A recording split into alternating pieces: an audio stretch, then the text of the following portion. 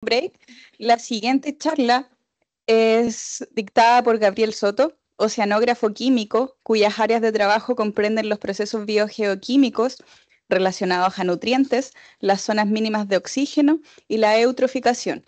La charla de él está titulada Dinámica del oxígeno disuelto en la Patagonia, identificación de zonas frágiles y procesos asociados como línea base frente a perspectiva del cambio climático.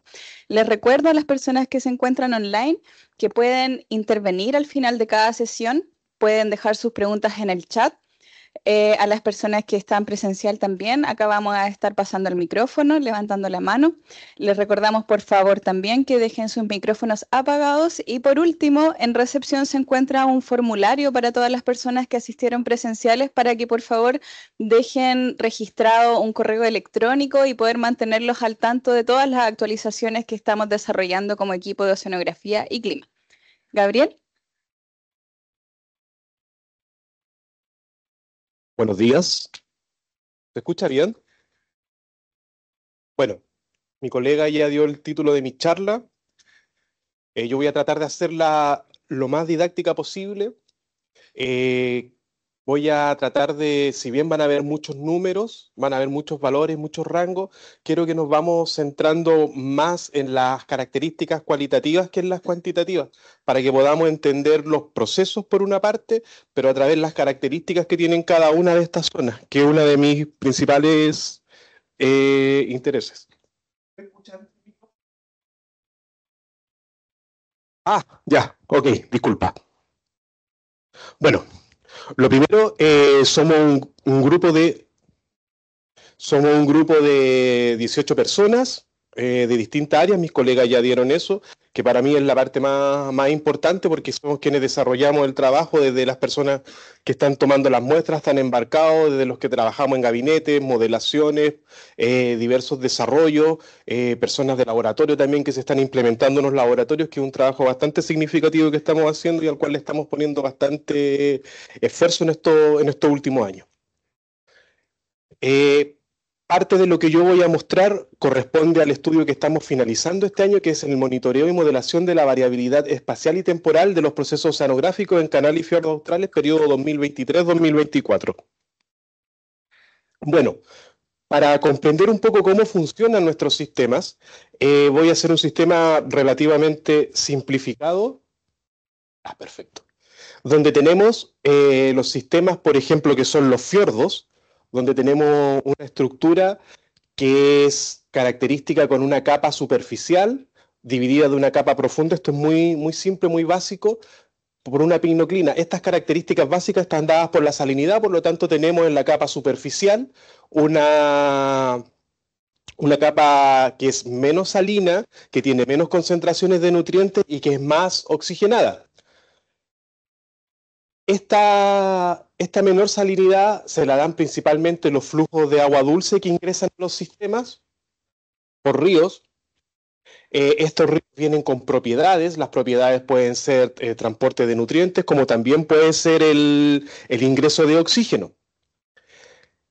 Esta capa superficial sale, que es la que circula y es es el motor que mueve los sistemas de fiordo y que es lo que mueve en cierta medida la circulación denominada estuarina o gravitacional. Y después hay un intercambio desde la zona adyacente al fiordo, que la podemos denominar marina, en el caso de los fiordos que están conectados directamente a la zona oceánica, que no es el caso nuestro, porque la mayoría de nuestros fiordos están conectados a mares interiores, sobre todo en Chiloé, Aysén, y también en la región de de Magallanes. Ok, una vez que tenemos este sistema simplificado, que lo tenemos un poco entendido, vienen después los procesos donde involucramos consumos de oxígeno, producción de oxígeno, sobre todo en la capa superficial. Esta capa que está acá, quiero que igual la vayan internalizando un poco, porque ir en dos capas. Esta capa de acá, o es decir, hay un poco transporte desde la capa superior hacia abajo y desde la zona de abajo hacia arriba. El grueso del intercambio del transporte se produce de manera horizontal, que son los flujos que en este caso vamos a denominar flujos advectivos. Ok, en esta capa superficial tenemos que se produce mayormente la fotosíntesis, el consumo de fotosíntesis, el consumo de oxígeno, también hay un importante intercambio de océano-atmósfera, es decir, por ejemplo, un evento importante de viento puede inyectar oxígeno en esta capa superficial y también la presión superficial de la atmósfera puede impedir o facilitar que haya un intercambio y conexión entre atmósfera y capa superficial. Y después tenemos que por procesos menores puede haber un transporte de las capas superficiales hacia las capas interiores, pero es muy mínimo y sobre todo si la estratificación es muy fuerte, evidentemente este intercambio es muy reducido o nulo. Y después tenemos que toda la materia orgánica que se produce en superficie, más la que ingresa, por ejemplo, por río, puede ser consumida producto de la actividad bacteriana y eso hace que los niveles de oxígeno disminuyan. Entonces, básicamente, quiero que conceptualicen que en la capa superficial es donde vamos a tener los mayores niveles de oxígeno y debajo de esta capa superficial va a haber una disminución del oxígeno que en algunas zonas puede ser bastante drástico y en otras zonas va a ser menos complejo. Entonces tenemos los principales forzantes son el intercambio océano-atmósfera, el transporte físico, producto de los cuerpos de agua, como les decía, hay un transporte también importante, producto de las masas de agua que más adelante se las voy a mostrar. Tenemos actividad fotosintética generada por el fitoplancton, por los productores primarios, y tenemos una degradación química de la materia orgánica y una degradación bioquímica. Ya, ese esquema conceptual que yo les mostraba al principio, si nosotros lo queremos ver desde el punto de vista de los datos, tendríamos un fiordo tipo que es el fiordo Quitralco, que es un fiordo que se encuentra en el mar interior de Aysén, próximo a la zona donde se encuentra la laguna San Rafael. Y tenemos lo que yo les señalaba, esta es la salinidad y vemos que hay una capa superficial de baja salinidad y esta aumenta a medida que aumentamos la profundidad. En esta zona de acá, alrededor de los 73.5, se encuentra este sil, que es una de las características también que tienen nuestros fiordos y nuestros mares interiores, que tienen una batimetría muy abrupta. Es muy irregular la batimetría que tienen. Entonces, una de las principales características que tienen los fiordos es que tienen un sil en su boca. No todos lo tienen. Esto del agua y los tiempos de reacción. Después, si quisiéramos ver desde el punto de vista del oxígeno disuelto, vemos que efectivamente hay altas concentraciones en las capas superficiales y este oxígeno, que son los colores verdes, empiezan a disminuir. Esto que está acá es lo que está fuera del fiordo. Vemos que es relativamente homogéneo y es relativamente elevado, pero ya al interior del fiordo vemos que efectivamente en los niveles más profundos de los fiordos empieza a disminuir drásticamente la concentración de oxígeno disuelto. No en todos los fiordos sucede esto. Ya, los componentes importantes que tienen que ver desde el punto de vista nutricional para el desarrollo de la productividad primaria son los nutrientes, y vemos que los nutrientes también tienden a tener un comportamiento similar al que les señalaba con la salinidad. Es decir, en esta capa superficial tenemos bajos niveles de nutrientes, sobre todo nitrato y fosfato, y estos aumentan con la profundidad.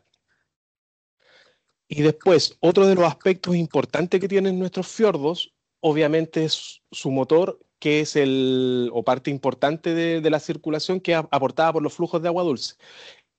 Esta es la sumatoria que hemos hecho con los caudales que tenemos modelados en esta zona de fiordo Quitralco, donde vemos que básicamente, en este caso, este fiordo en particular tiene un régimen invernal, es decir, los mayores aportes de agua dulce al interior del fiordo se producen en los periodos invernales, donde a la vez vemos que tiene una correlación muy fuerte con la lluvia. ¿Por qué? Porque tienen un comportamiento o un régimen pluvial. En contraste a otros fiordos, por ejemplo, fiordos de Magallanes, que tienen su mayor flujo de agua dulce en los periodos más cálidos, donde ocurren los derretimientos de las zonas glaciares, y es mucho más significativo el flujo. Y después también tenemos los mixtos, donde tenemos un flujo importante de agua dulce o un ingreso importante de agua dulce a los sistemas por lluvia y después otro pic importante en los periodos de estivales. Bueno, ya integramos toda la información que tenemos, por ejemplo, y si yo le hiciera un perfil o una estructura vertical promedio de cómo se nos distribuye, por ejemplo, una transecta que iría desde el seno de Reloncaví hasta la laguna San Rafael, veríamos algo más o menos de esto. Tenemos efectivamente una capa superficial. En esa capa superficial tenemos algunas masas de agua. Las escalas acá, por si acaso, están alteradas. ¿Para qué? Para que llegue solo hasta el 31, para que se pueda evidenciar que a partir de los 45 grados, que es más o menos donde está la constricción de Meninea, se produce un quiebre importante de los ingresos salinos y tenemos solamente un tipo de agua, que es el agua estuarina salada, y después sus otras denominaciones que corresponden a agua estuarina dulce y sus diferentes rangos. Y para el caso del oxígeno disuelto, tenemos, esto corresponde a la laguna San Rafael, y vemos que la laguna San Rafael es una zona bien oxigenada que funciona en cierta medida como una especie de bomba de oxígeno que le está aportando oxígeno al sistema, pero solamente para algunas zonas.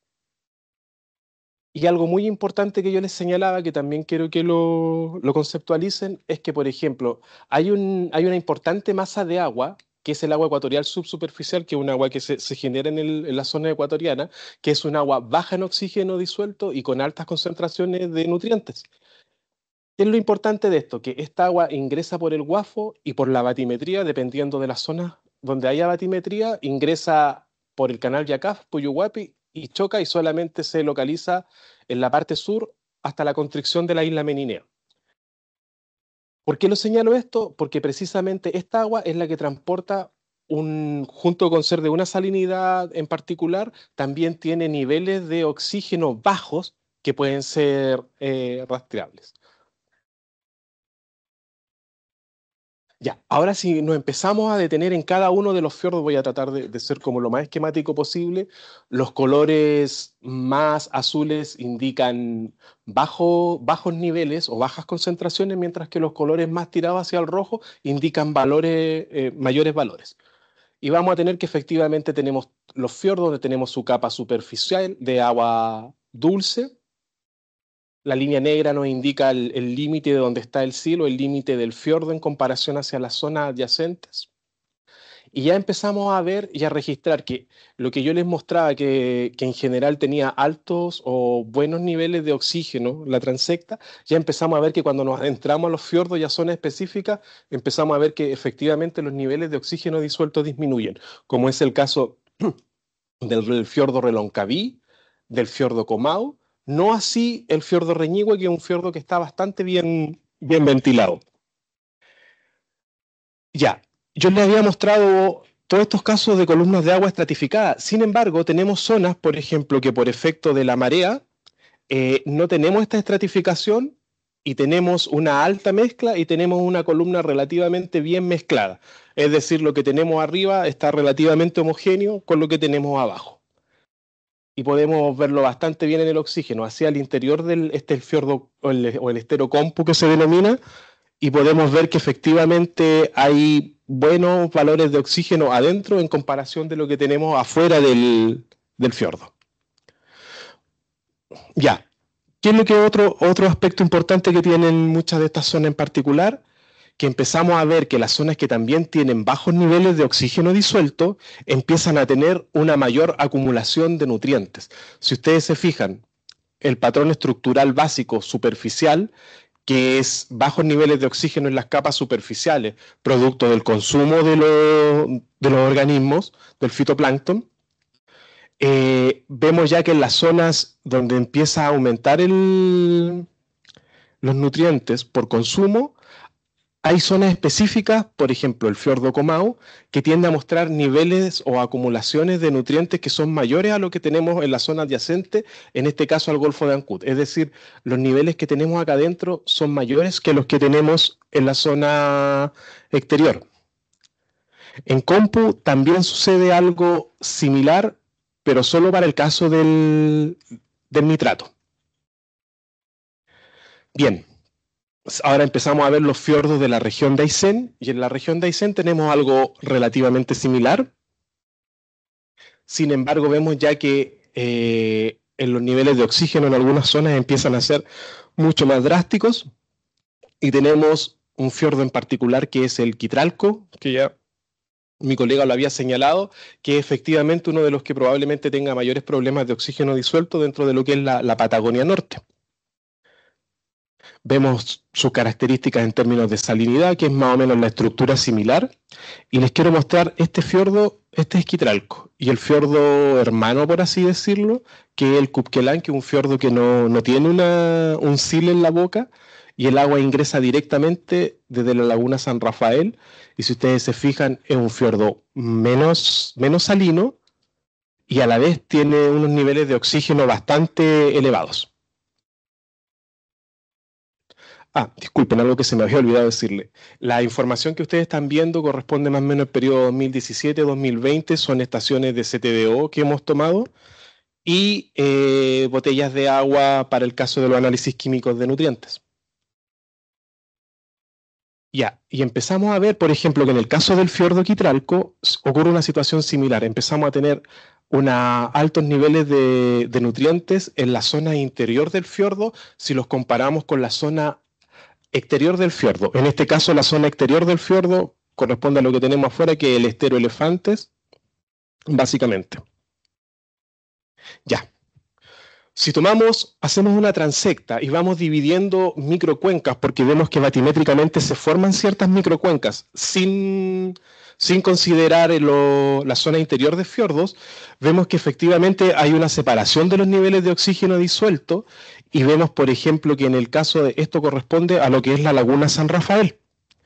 Y la laguna San Rafael tiene altos niveles de oxígeno en comparación, por ejemplo, a otras zonas como esto corresponde al seno Reloncaví, que es la cuenca 1, o sea, son todos los perfiles, son todos los datos que tenemos en esa zona.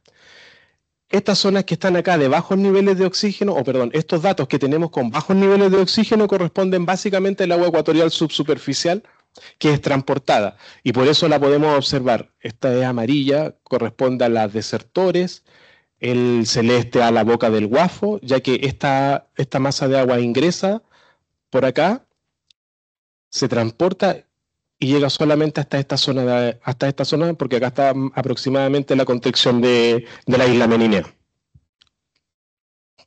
Ya, perfecto. Ahora, trabajamos con un modelo biogeoquímico simple que lo que hace es hacer un balance para poder saber aproximadamente lo que entra y lo que sale y cuáles son las principales fuentes de nutrientes. Después les voy a explicar un poco más adelante por qué necesitamos documentar este tipo de análisis. Y vemos que básicamente el fuerte o la mayor proporción de ingresos al interior de los nutrientes que se producen o que encontramos, no que se producen, de los nutrientes que podemos encontrar en un momento determinado, está básicamente determinado por los flujos advectivos, es decir, por el agua que ingresa desde fuera del fiordo hacia el interior del fiordo. Y obviamente en zonas donde la retención es mayor, vamos a tener mayor acumulación de nutrientes. Los ríos tienen un aporte relativamente bajo en comparación a este flujo advectivo, y la lluvia, solamente para el caso de las fuentes nitrogenadas, no tenemos datos de fósforo, vemos que es poco significativo.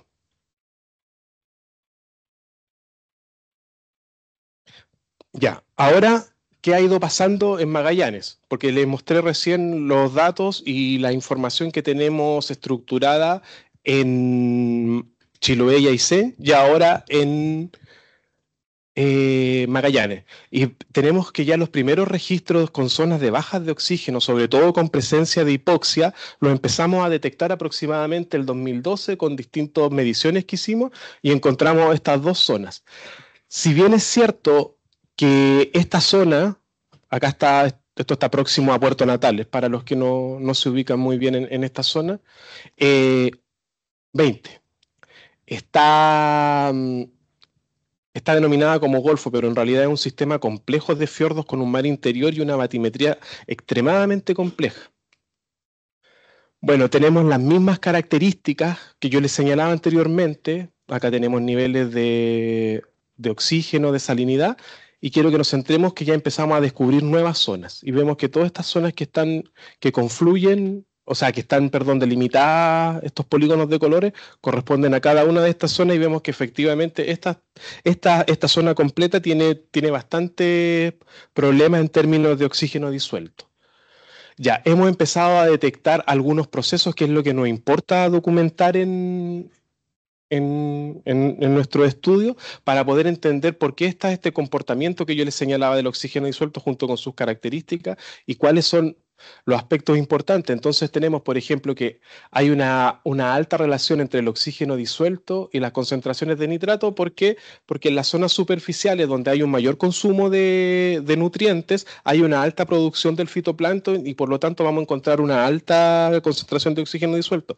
En contraste, a medida que aumentamos la profundidad, aumenta el consumo de oxígeno, por lo tanto hay menos oxígeno disuelto y hay una acumulación de nutrientes. Sin embargo, y quiero que nos fijemos acá, tenemos que con bajos valores de oxígeno disuelto, tenemos un par de estaciones con bajos valores de nitrato, que corresponden a esta zona de acá denominada Fiordo Última Esperanza. ¿Y qué es lo que hemos empezado a detectar ya? Que en zonas donde hay efectivamente concentraciones de oxígeno disuelto, también empezamos a encontrar procesos de desnitrificación. Es decir, ya se ha consumido todo el oxígeno que estaba disponible en la columna de agua, por lo tanto ahora los microorganismos empiezan a tomar otras fuentes de oxígeno disuelto y, tomando una de estas, usan las del nitrato. Ya, después otro proceso importante que les señalé anteriormente tenía que ver con la renovación del agua. Esto que está acá representa un mapa de un modelo que nos indica la edad del agua en términos de día.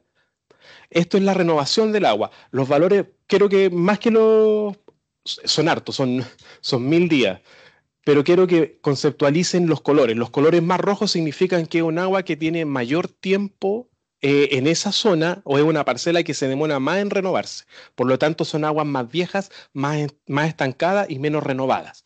En cambio, los colores más claros van a indicar aguas más nuevas, por así decirlo. Estas zonas que no están coloreadas corresponden por la batimetría, porque el modelo responde bastante bien lo que ocurre debajo de los 50 metros, porque sobre los 50 metros los procesos son más complejos, por lo que ya le había señalado anteriormente en las primeras láminas, que eso también se ve reflejado en la parte física. Entonces, debajo de los 50 metros ya podemos ver que el modelo es bastante más confiable y por lo tanto podemos ver que representa bien los procesos y podemos decir que tiene una buena representación. Y obtenemos que mientras más viejas son las aguas, es decir, mientras más tiempo se demoran en renovarse, vamos a ver que la saturación de oxígeno, en este caso expresé la concentración en saturación como una propiedad un poco más exacta, nos indica que efectivamente mientras más viejas son las aguas, menores son las concentraciones, menores son los niveles de oxígeno disuelto. En contraste, mientras más elevados son las renovaciones del agua, vemos que efectivamente la saturación del oxígeno aumenta, es decir, la renovación es más rápida. Y considerar que estos puntos, que son promedios de alguna de estas estaciones, representan el promedio integrado desde los 50 metros hasta la máxima profundidad de fondo. Bueno, acá ha ocurrido algo similar donde ya empezamos a detectar las zonas con mínimas de oxígeno, ya tenemos documentada, ya sabemos que el fiordo Reloncaví tiene problemas, ya sabemos que Comau tiene problemas, que también encontramos en Puyuhuapi y también en Quitralco. Y que hemos hecho algunos experimentos y vemos que ocurren algunas variaciones estacionales, pero en algunos casos son poco significativas. Lo mismo nos empieza a suceder, obviamente, en Magallanes. Ya, una vez que nos hemos dado cuenta que efectivamente el oxígeno disuelto es un elemento importante o es una variable importante para tener proxies de cómo puede estarse comportando la salud de un fiordo o de una parcela o de un lugar determinado, empezamos a ver que efectivamente las dos áreas o las dos zonas o los dos lugares con mayor complicaciones por sus bajos niveles de oxígeno disuelto efectivamente es el fiordo Quitralco y el sistema que denominaremos GAM o Golfo Almirante Montt, que en realidad no es un golfo, es un sistema mucho más complejo de varios fiordos. Estos son varios fiordos que encontramos acá. 25, perfecto. Ahora, basado en los trabajos que hizo Silva, y Vargas, 2014, vamos a utilizar escalas arbitrarias para decir que todo lo que esté sobre 5 ml son buenas condiciones de oxígeno disuelto, 4 a 3 ya son bajas condiciones, 2 ml condiciones de hipoxia y menor a 1 ml ya estamos hablando de condiciones de anoxia y en algunos casos hemos detectado zonas anóxicas. ¿Por qué? Porque hicimos una estimación y ahora estamos trabajando en metodologías para poder estimar y determinar cuáles son los volúmenes de oxígeno disuelto. No quiero que nos detengamos tanto en los volúmenes, porque los volúmenes están expresados en metros cúbicos por segundo, son miles de millones de metros cúbicos. Sin embargo, quiero que vayamos viendo y conceptualizando que, por ejemplo, en el caso del fiordo Quitralco, el 14% de sus aguas, del total del fiordo, está en una condición con aguas menores a 3 ml por litro. Acá está la escala arbitraria para que lo puedan ver cómo está estructurado en la columna de agua. Y esto está focalizado en una zona de depresión. Acá hay una depresión batimétrica y en la zona de la cabeza. Por lo tanto, ya sabemos que de todo el fiordo hay zonas que son que están más complicadas, tienen menores valores de oxígeno que otras zonas. Para el caso del Golfo Almirante Montt, tenemos más o menos una situación similar en términos de los niveles y en términos de sus proporciones. Sin embargo, acá la mayor parte de sus zonas, sobre todo de las zonas más hacia las cabezas de los fiordos, son las que están más complejas y tiene volúmenes que son mayores. Ahora, si quisiéramos comparar estos dos sistemas y poder verlos en términos cualitativos, es cuantitativo, pero quiero que lo conceptualicemos más cualitativamente, vemos que efectivamente el sistema GAM probablemente sea la zona con mayor presencia de hipoxia y de anoxia en la zona de la Patagonia. Por ejemplo, acá podemos comparar, por ejemplo, el rango que va de 3 a 2 ml. Fíjense las diferencias que hay entre GAM y las diferencias con Quitralco. Y esta es la que tiene las condiciones de anoxia, es decir, menores a 1 ml por litro. Evidentemente GAM es mucho mayor que Quitralco. Y si separáramos cada uno de los fiordos, también tendríamos una situación relativamente similar. O sea, en términos cualitativos, la zona de Golfo Almirante Montt es una zona muy compleja. Bueno, como con todos estos antecedentes que yo le iba mostrando, desde el punto de vista de los nutrientes, bajas concentraciones de oxígeno, empiezan a aparecer ya algunos conceptos de que se han señalado históricamente respecto a, bueno, está eutroficado, porque empieza a aparecer el concepto de eutroficación. Entonces nosotros, basado en un trabajo que desarrolla HELPCOM, que es la comisión que monitorea el mar Báltico, ellos han tomado varias directrices y nosotros estamos un poco ciñéndonos a ese trabajo para adaptar algunas metodologías y tenemos, por ejemplo, bueno, el concepto de eutroficación, que es lo básico, pero es que entendemos por enriquecimiento de nutrientes, documentar cuáles son las fuentes de enriquecimiento de nutrientes y posteriormente mejorar la gestión de los efectos no deseados, es decir, medidas de mitigación. Acá tenemos básicamente cómo funciona un poco el proceso de eutroficación y en algunas de estas zonas nosotros ya tenemos identificado algunos procesos. Con esto no estoy diciendo que hayan antecedentes concretos de que el sistema de la Patagonia esté eutroficado, sino que hay que empezar a conceptualizarlo y entenderlo de que son variables o son efectos que tenemos que considerar. Y para eso tenemos los síntomas primarios, que son los enriquecimientos de nutrientes, los síntomas secundarios, que son cada uno es posterior a esto, y las distintas complicaciones que tienen. Entonces, bueno, ¿qué pasa ahora en un entorno de cambio climático? Uno de los primeros aspectos, porque ya les traté de mostrar qué es lo que pasaba históricamente para hacer qué es lo que tenemos documentado hasta ahora y qué es lo que podríamos esperar que sucediera, y me voy a centrar solamente qué va a pasar, por ejemplo, en un efecto de disminución de los caudales por efecto de disminución de lluvia. Entonces, como van a venir periodos probablemente de mayor sequía, este es un escenario hipotético, no es que esto vaya efectivamente a suceder así. Tenemos, por ejemplo, documentado qué es lo que pasó el 2016, que fue un año relativamente seco. Esto de acá indican los flujos de agua dulce que nosotros hemos podido estimar a través del modelo hidrológico FLOW, y vemos que efectivamente esto tiene una repercusión. Esto es las desertores, en esta zona de acá. Y vemos cómo efectivamente esta disminución en el flujo de agua dulce ha generado que los tiempos de renovación del agua aumenten, es decir, las aguas tardan más en renovarse. Y esto lo podemos ver, por ejemplo, de esta manera, ya este es un promedio superficial.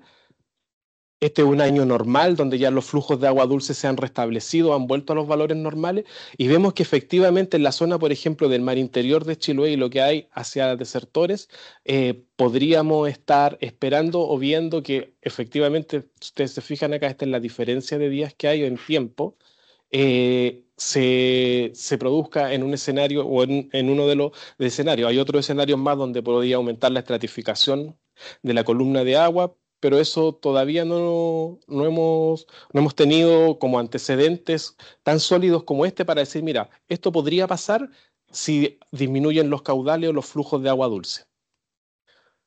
Bueno, a esto hay que agregarle la acuicultura, lo que se produce también, porque el sistema no puede estar desacoplado o desintegrado de la acuicultura y tenemos que efectivamente, de un trabajo que una pequeña colaboración que hicimos con INCAR a través de Doris Soto, donde ellos nos entregaron los valores que tenían estimados de producción promedio anual acumulada por área de superficie en alguna de las de los distintos fiordos.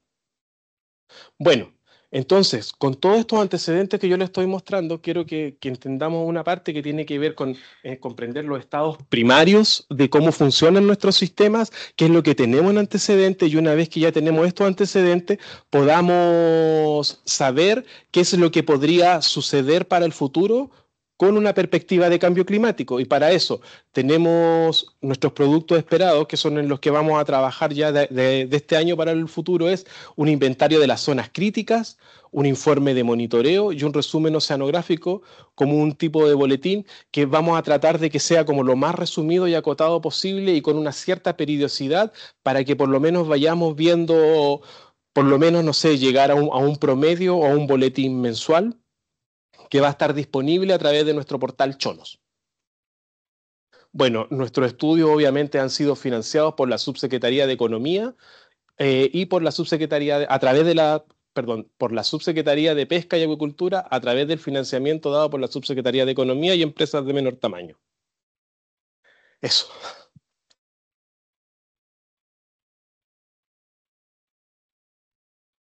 Muchas gracias, Gabriel. Muchas gracias por tu presentación. Bueno, consultas de parte del público. Genial. Vamos. Hola, buenas. André de Fishing Partner. Tengo una consulta respecto al oxígeno en el fiordo Quitralco ¿Ya? durante el año. Es que lo que pasa es que mostraste las fluctuaciones del caudal y las lluvias ¿Ya? durante un año. Entonces quería saber qué pasa con el oxígeno, si tiene alguna relación la lluvia, el caudal con el oxígeno. Ya. En la capa superficial, por ejemplo, los ríos o lo que hemos podido medir en río y más la literatura, están sobresaturados de oxígeno disuelto, o sea, están aproximadamente sobre el 120% de saturación. Es una alta cantidad de oxígeno que le están ingresando, pero solo tiene un efecto superficial, porque como te señalaba anteriormente, producto de esta estratificación, Iquitralco es un fiordo tipo, o sea, es un fiordo que tú vas a tener una capa de agua estuarina salobre, es decir, con salinidades a 26, inferiores a 26, van, las mínimas creo que son en 15, no recuerdo exactamente, pero fluctúa entre 15, 10 a 25. O sea, una capa completamente estratificada. No tiene una alta energía aportada por marea, como lo tiene en el estero Elefante, porque hay una disipación interna de la onda de marea, no se replica completamente hacia adentro. Sí tiene algunos efectos importantes con eventos de viento, pero aún así esos efectos, o sea, esos eventos de viento no logran romper la estratificación, es decir, no le logran aportar una cantidad de energía al sistema para que el sistema se pueda, por así decirlo, mezclarlo. Y lo que tú tienes arriba, producto del ingreso de ríos o de lluvias, pueda nutrir o pueda, perdón, no nutrir, sino que pueda regenerar o pueda renovar o pueda mezclar o pueda aportar a las capas más profundas.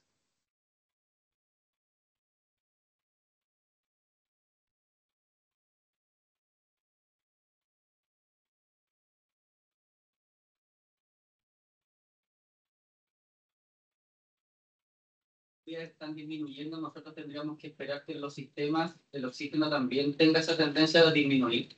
Debería disminuir. Teníamos otra pregunta, ¿cierto? Sí, quisiera conocer tu opinión respecto de un tema en particular.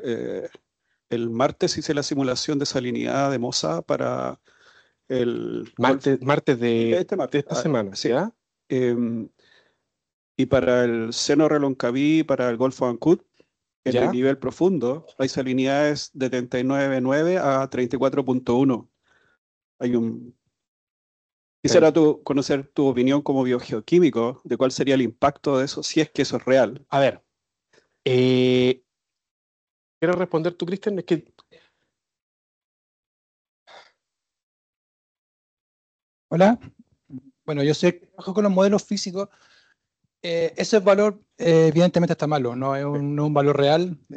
Eso tienen los modelos. Y bueno, quería resaltarlo. Hemos hablado harto de modelos, pero es bueno también entender que los modelos en ningún caso explican la realidad. Son una forma de aproximar procesos que no tienen soluciones analíticas. Entonces se generan problemas, errores, y algunos son sistemáticos, otros pueden ser... Así que, no, disculpa, no sé quién hizo la pregunta. Estoy mirando. Ah, disculpa. Eso, es que, claro, y mira, lo que... Es un valor que está malo, por lo demás. Eso es lo que quiero decir. No esperaríamos en ningún caso tener esas líneas ahí, las máximas que hemos visto 34. Porque no hemos tenido observaciones que digan que valores de 39 no son. Nunca hemos visto un CTD con ese valor. No. De hecho, cualquier valor superior a 35 es sospechoso, ya es un error. Pero no, decía 39. Es que, a ver, espera. 39, disculpa. Te escuché de 39. No, pero es que lo que dice Cristian tiene bastante sentido. Lo que sucede, y eso es que es importante entender que los modelos, en una primera etapa y sobre todo en el desarrollo que nosotros no estamos buscando muchas veces la exactitud sobre todo en los rangos. Yo sé que hay cosas acá que son un poco críticas porque se toman decisiones en función de los rangos, sino que lo que buscamos hacer es representar muchas veces los procesos, y por eso yo ahora trataba de señalarle un poco de que más que centrarnos en los valores y en los rangos que yo lo voy a entrar, si bien el grueso de lo que yo presenté eran observaciones, es tener siempre en consideración que buscamos la parte cualitativa de saber cómo se representan los procesos. Y probablemente a lo mejor un proceso puede estar o subvalorado o sobrevalorado. En este caso, esa salinidad de 34 que se encuentra en Reloncaví es una salinidad correspondiente a la masa de agua ecuatorial subsuperficial que sabemos que no ingresa. Entonces, al saber que no ingresa, es muy probable que nosotros podamos decir que efectivamente el modelo está sobreestimando la salinidad que pasa allá, y obviamente hay que ver por qué efectivamente ese cálculo o esa representación matemática no estaba ajustada completamente al rango que nosotros deberíamos esperar. Básicamente esa es la explicación. Gracias, Gabriel.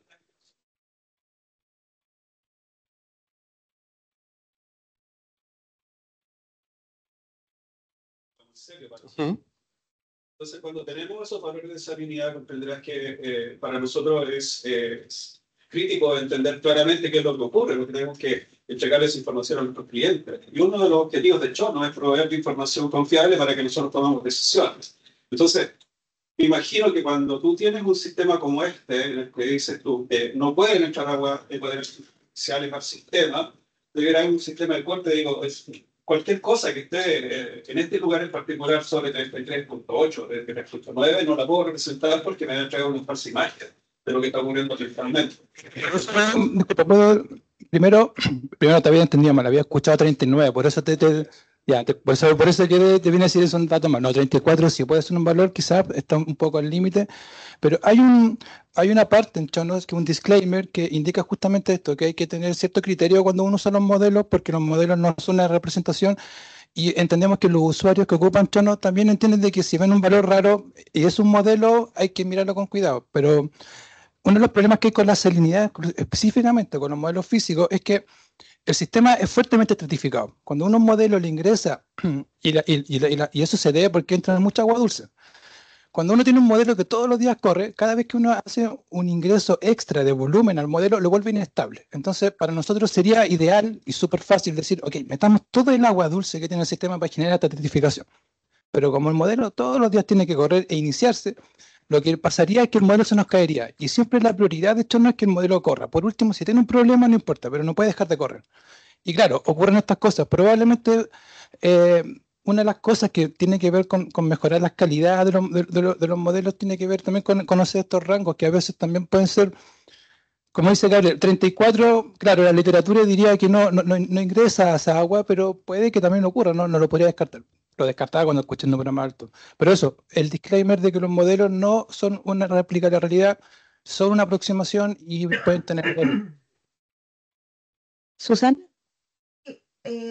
Complementando a lo que decía, no sé quién fue la persona que hizo la consulta con respecto a Chonos o la información que entrega Chonos para tomar decisiones. Yo creo que aquí hay dos cosas. Esto es algo que siempre está en continuas mejoras. Por lo mismo, se hace necesario continuar con las mediciones in situ. Los modelos es una probabilidad de ocurrencia de algo, no es un valor absoluto, es una probabilidad.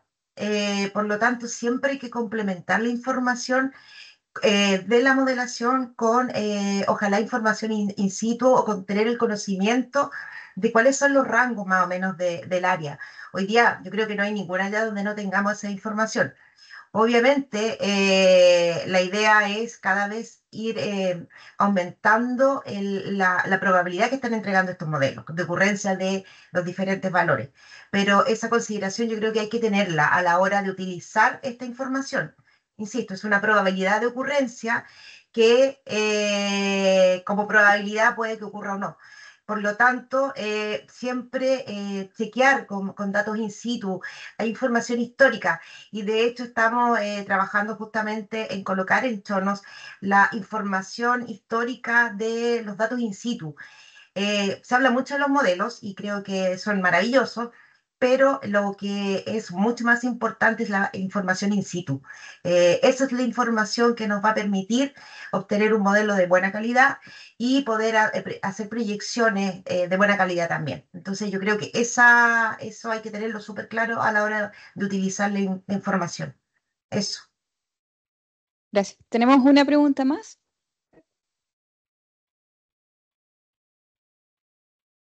Buenos días a todos, mi nombre es Manuel Asensio de TechFitch.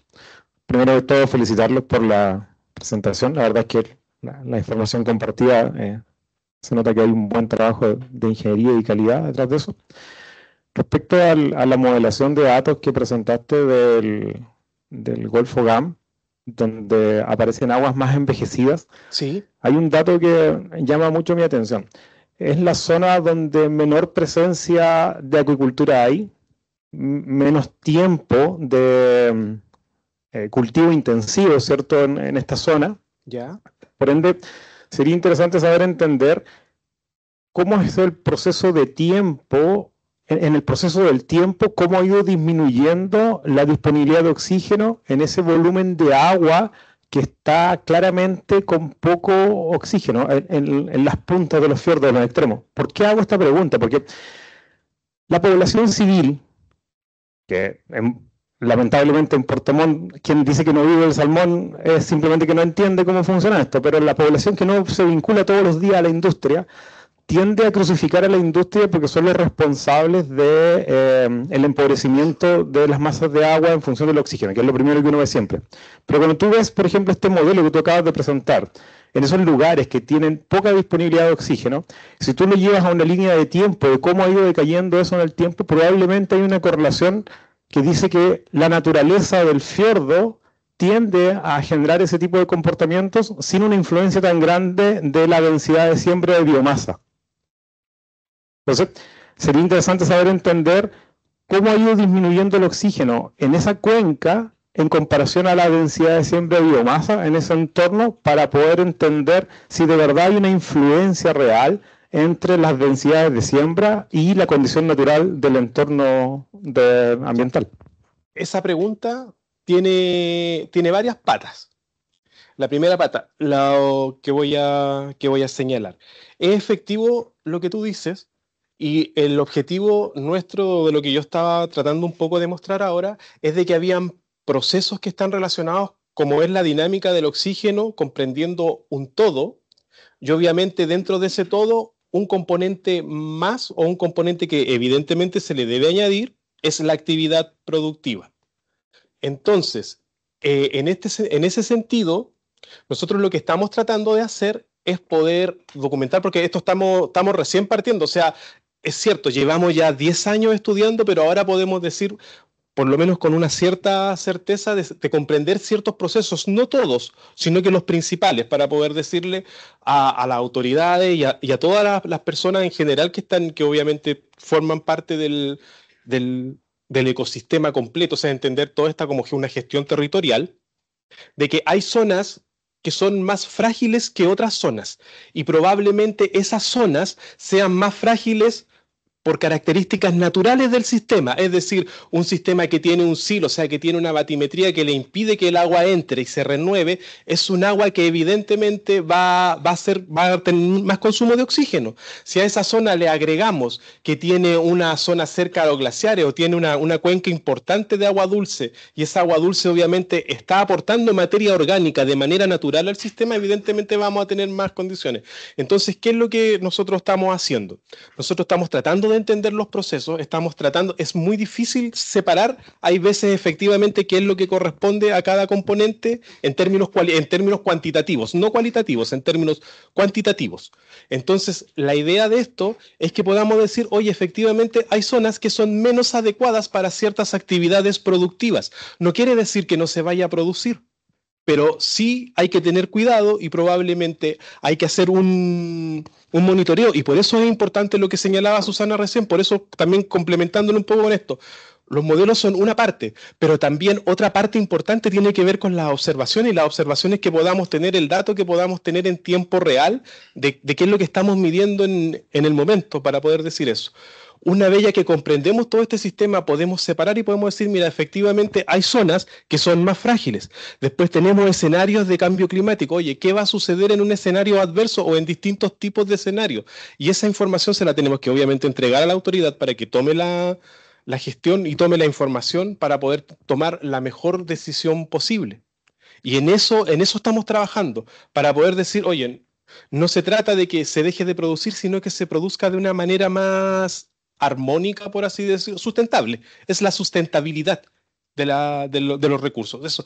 Y entendiendo que estas áreas son áreas de uso múltiple, porque no es solo la salmonicultura, también está la mitilicultura, también está el turismo, y tienen que ser enfocados desde un punto de vista de una gestión territorial. Y eso es lo que nosotros hacemos, entregamos los mayores insumos posibles con la rigurosidad científica, con información para poder tomar la mejor decisión. Y obviamente separar, y una de las cosas importantes es que entendamos entre las observaciones y los modelos. Los modelos van a tratar de representar de la mejor manera posible lo que sucede en el medio ambiente, pero no van a entregar la exactitud que probablemente te puede entregar una medición. Esa consideración también es importante. Gracias, Gabriel. Para cerrar tenemos Susana, ¿quieres aportar? Estás con el micrófono apagado. ¿Alguien la...? Sí, solamente complementar a lo que estaba diciendo Gabriel, que en realidad aquí no es como echarle la culpa a alguien con respecto a las condiciones de oxígeno. Hay muchas actividades que ocurren en una misma cuenca, por lo tanto es bien difícil poder hacer esa discriminación. Aquí el objetivo es justamente identificar esas áreas más frágiles y poder tomar medidas. El efecto de estas zonas más frágiles con bajas de oxígeno también afecta a la industria en su producción.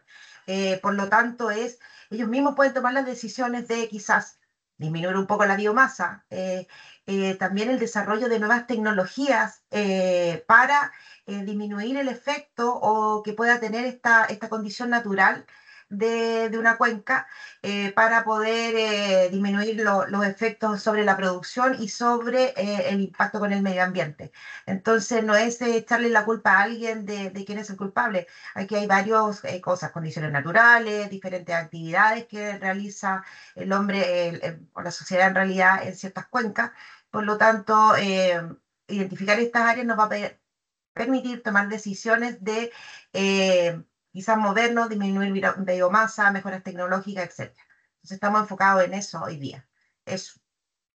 Muchas gracias, Susana. Bueno, la verdad es que en función del tiempo hay varias preguntas más en el chat, pero no vamos a alcanzar a abordarlas. Nuevamente los dejamos invitados a revisar los informes técnicos, a revisar nuestros medios de difusión en los cuales pueden y pueden encontrar también las respuestas y los contactos para que sigamos ahondando en estos temas. Muchas gracias, Gabriel. Muy buena tu presentación.